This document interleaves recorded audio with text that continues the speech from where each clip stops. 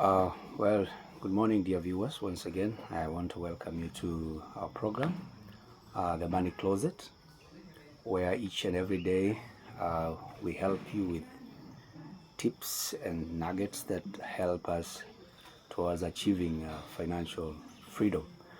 Well, today I want us to discuss briefly about, living within your means, or even better, you could say, living below your means.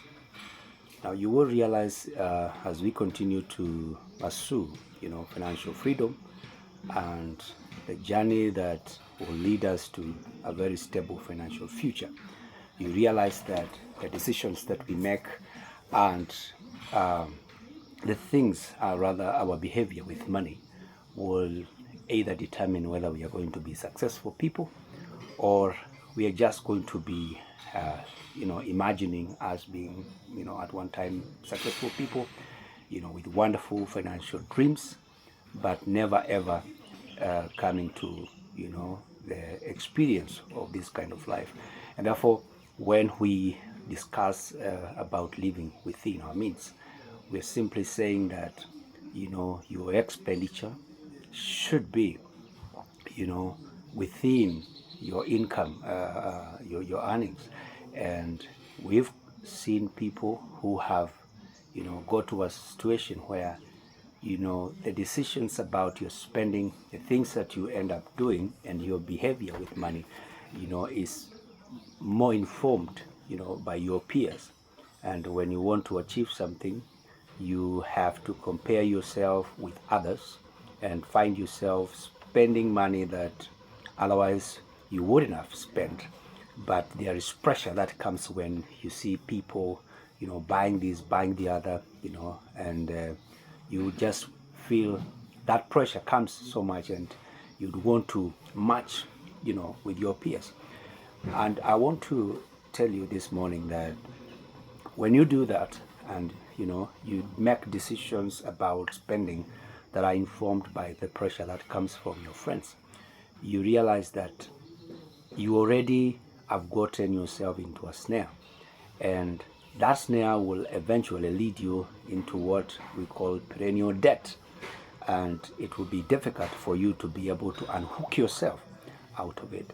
And for you to be able to live within your means, it's all about, being self-aware about yourself and, preparing that personal budget and sticking to it. We are talking about discipline. Financial discipline is very, very key for you to be able to live, within your means. Sometimes just ask yourself, why would I go and just buy a car because my friend bought a car? And you do not know how this person came about buying the car.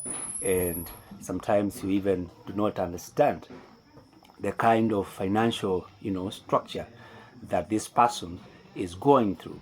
But for you, you're going to do all you can. You run to the financial institution, you apply for a facility, you take up a loan, and then you put yourself in that debt, that was not necessary in the first place.